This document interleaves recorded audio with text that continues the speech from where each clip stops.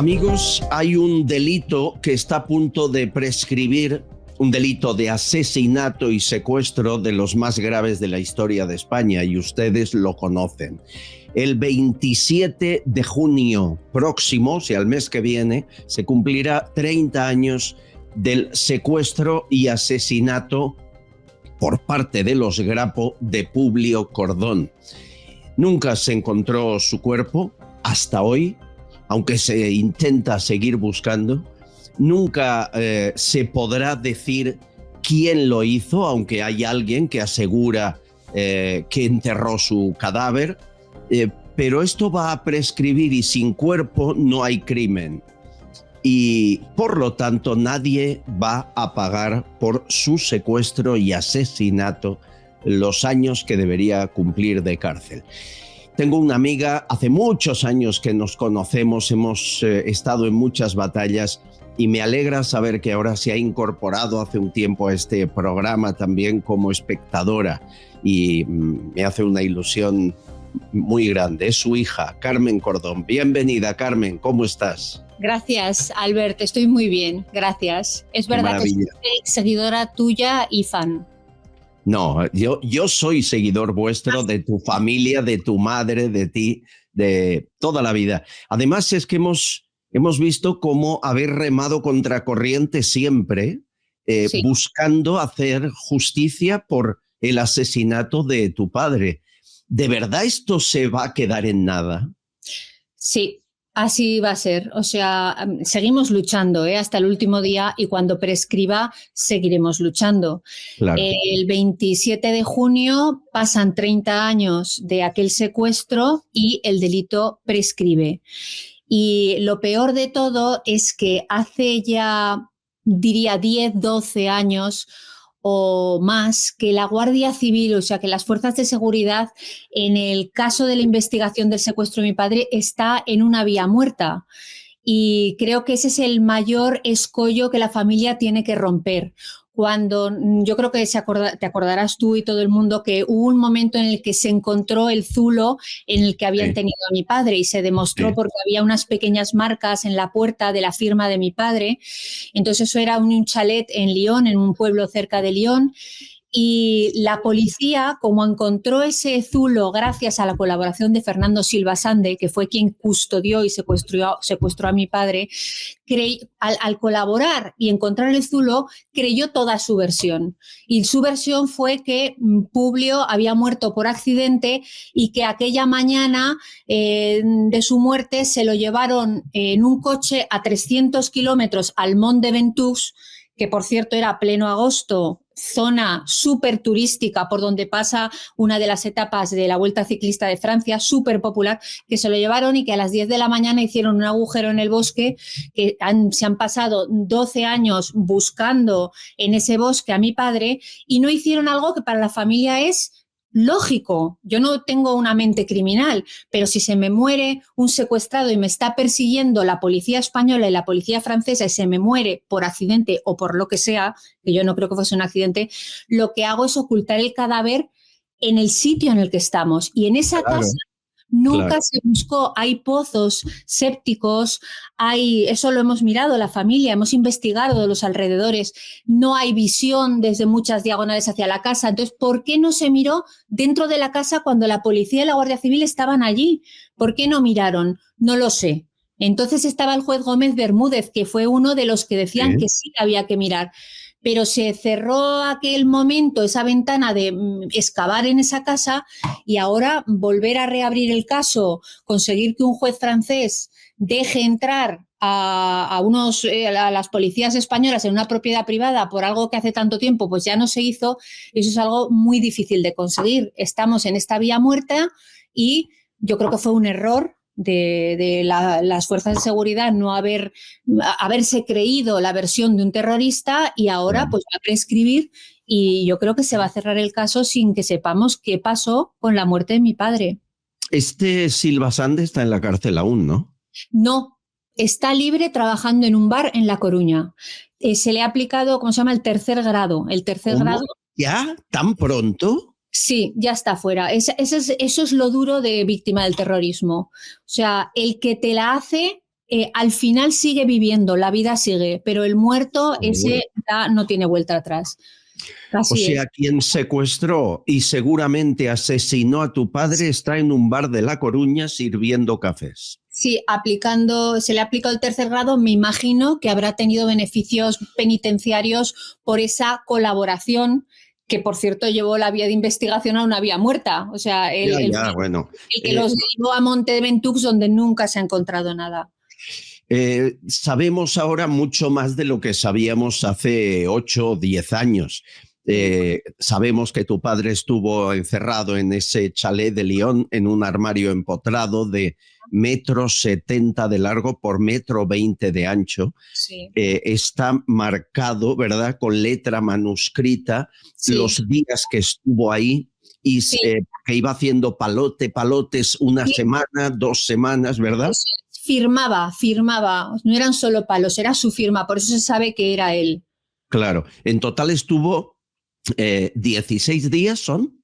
Exacto, solo 16 días. Nuestra tortura es infinita porque hoy no ha terminado todavía. Un día se fue a correr y nunca más volvió. Esto es así. Luego hemos sabido que si lo cogieron ellos, nosotros pagamos un rescate millonario en París, no lo soltaron y no lo hemos podido enterrar, ni hemos podido esclarecer las causas de su muerte, ni las personas que perpetraron esta barbaridad han cumplido penas por asesinato. Es como lo de Marta del Castillo. Si no hay cadáver, no hay asesinato, no hay delito de asesinato. Fuiste tú la que estuvo en París. Sí. Con ese maletín, creo que eran 400 millones de pesetas de la época, sí, y ellos prometieron que quedaba libre. Sí. Ese fue el momento en el que a alguien se le fue la mano o acabó con su vida, ¿no?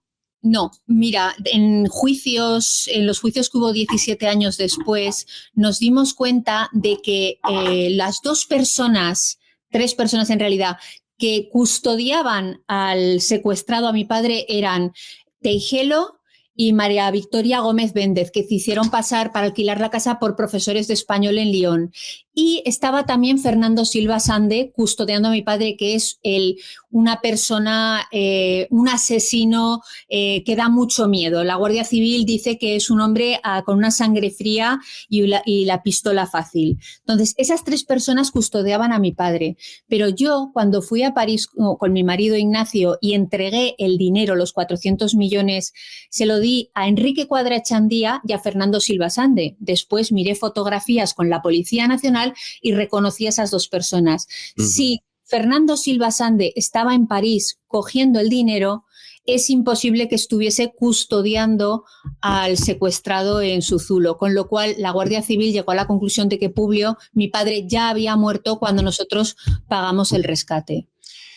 Qué sinvergüenzas. Bueno, estos asesinos además tuvieron el mal gusto de decir que el rescate era de 400 millones, creo que te dijeron, para saldar su deuda con el pueblo oprimido. Eso es. Que tu padre fue un emprendedor brillante que lo levantó todo de la nada. Era un trabajador nato, era un creador, era un cerebro tu padre. ¿Cómo pueden decir que eso era para compensar, como si hubiera oprimido a nadie, Publio Cordón, en su vida, ¿no? Mi padre, es más, apunto otra cosa, mi padre era hijo de un profesor republicano, huérfano en la guerra civil, se quedó sin su padre. Mi padre creció en la extrema pobreza en su aldea de Soria, luego fue a Zaragoza y lo sacó adelante su madre viuda con 23 años. Entonces es un hombre que se juró a sí mismo que a su familia nunca le faltaría de nada y nunca olvidó al pueblo del que provenía. Cualquiera que vea esto o que lo conociese sabe que era un hombre tremendamente caritativo y cercano al pueblo. De hecho, el Grapo expropió y asesinó a una persona de ese pueblo que ellos dicen defender. Porque al final mi padre venía de ese pueblo pobre y decidió trabajar, luchar, aprender las leyes del libre mercado y ganó la partida y entró en el mundo de la empresa y creó hospitales, los conoces, el Grupo Hospitalario Quirón, Previasa, fue grande y fue un hombre de principios que nos enseñó a todos, pues eso, el valor del sacrificio y del trabajo bien hecho. Entonces es algo absolutamente incoherente. Sí, bueno, pero asesinar a una persona del pueblo que ha conseguido lo que ellos defienden. Totalmente. Bueno, y para gravedad, ya que estamos repasando, antes de que esto prescriba y esperamos reactivarlo todo con esta charla, para gravedad, la manipulación que hizo un gobierno socialista insinuando que tu padre se había ido a Brasil, que le habían dejado libre después de pagar tú el dinero, pero que le dijo a no sé quién, he de ir a Brasil a arreglar unas cosas. ¿Quién lanzó este bulo mentiroso y con qué intención, Carmen? Yo no tengo ni la más mínima duda de que fue el propio Ministerio del Interior, que entonces era a Juan Alberto Belloc, el ministro, y la secretaria de Estado era Margarita Robles. Y te digo que no tengo ninguna duda porque soy periodista y mis compañeros estaban en ese momento cubriendo la noticia.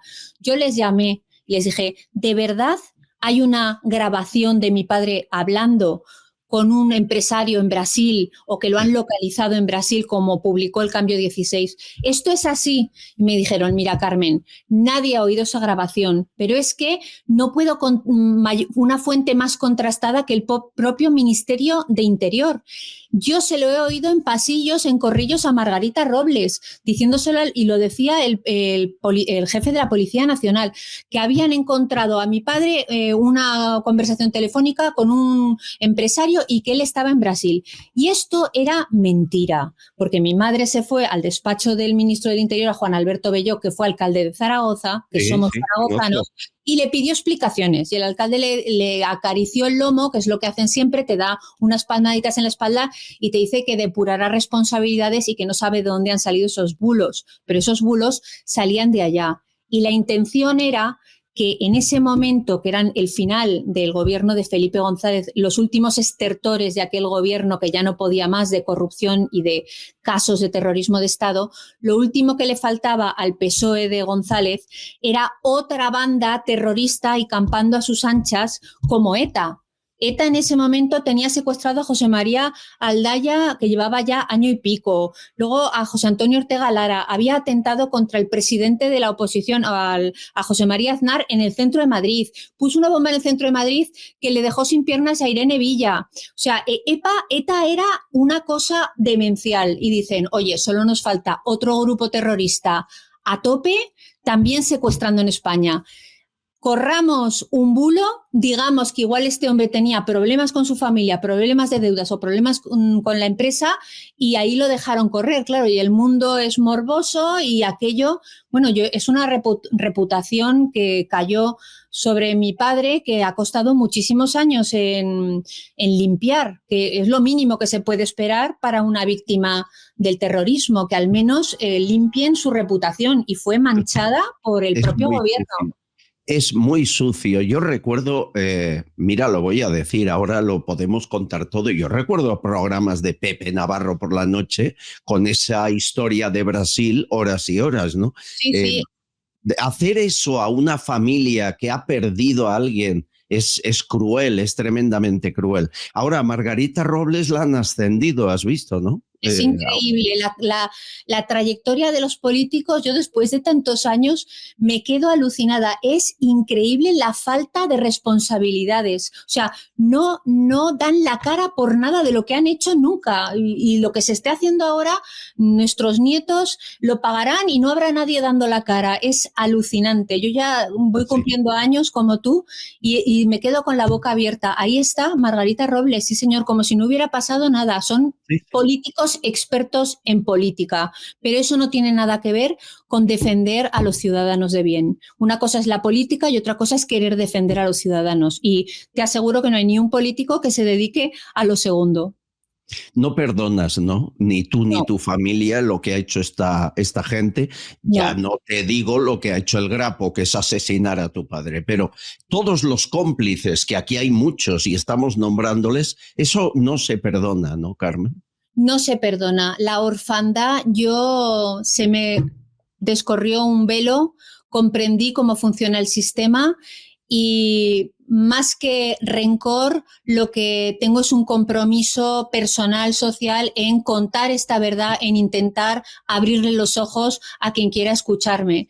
Que sepan que nos tocan el corazoncito con ideología, ay, yo soy de aquí, yo soy de allá, del Barça, del Madrid, de derechas, de izquierdas. Yo quiero que la gente entienda que los que tienen el poder van a lo suyo y raramente es a lo nuestro, a lo que el pueblo realmente quiere y necesita. El otro día estuviste en un congreso internacional de víctimas del comunismo y dijiste que cuando gobierna la izquierda se blanquea el terrorismo. ¿Es así? Es así, es así. O sea, está clarísimo, porque además te voy a decir una cosa.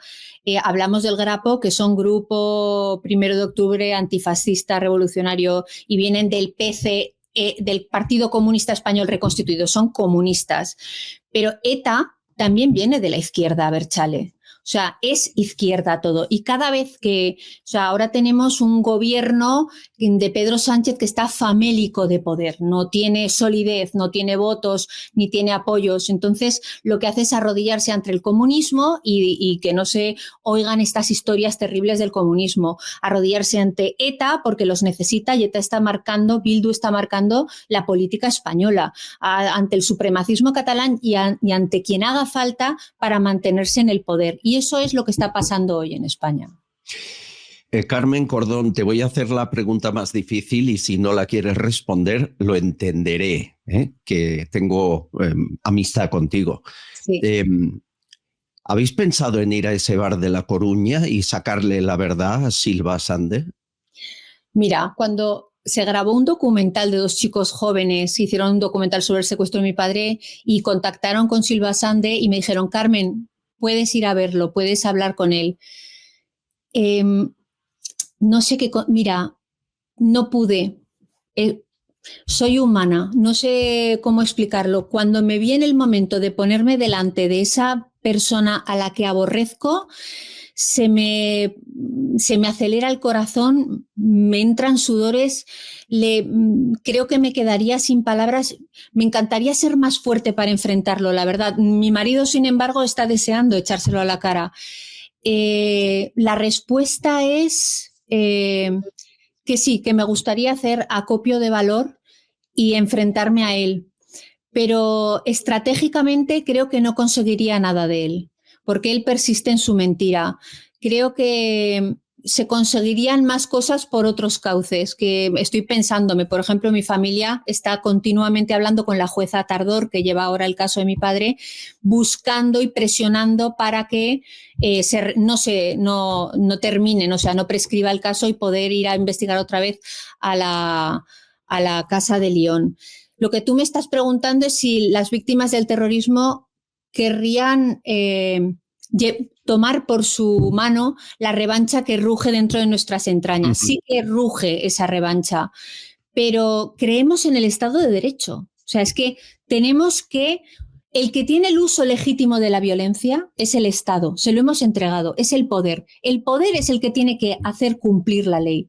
El poder es el que tiene que meter en la cárcel a la gente, el poder. Entonces, desde esa visión filosófica teórica, creo que nosotros somos los primeros que debemos defender que se haga así y que todo lleve la trayectoria que debería. Y las víctimas aquí estamos, esperando a que se cumpla la ley como la cumplimos todos los españoles. Y si me dijeras si mañana quiero hablar con Silva Sande, la respuesta es no, no quiero hablar con él. No se ha arrepentido nunca, ha mentido y ha llevado a la investigación de la Guardia Civil a una vía muerta y va a prescribir el caso y yo al final no podré darle sagrada sepultura al cadáver de una buena persona y un gran trabajador muy querido en España. No quiero ni verle, nunca me mirará a los ojos ese señor, no cruzaremos miradas. Nos queda un mes y medio, a ver si conseguimos una vía legal para que no prescriba. Conozco a la jueza Tardón, es magnífica, Sí. Y si le damos ayuda y argumentos y vía legal, hará lo que está en conciencia que debe hacer. A ver si lo conseguimos. Gracias. Carmen, te veo muy en forma. Esto no ha acabado, ¿eh? Esto no ha acabado. Queda mucho por hacer. Aquí nos tienes. Esta trinchera es tuya. Ya lo sabes. Muchísimas gracias, Albert.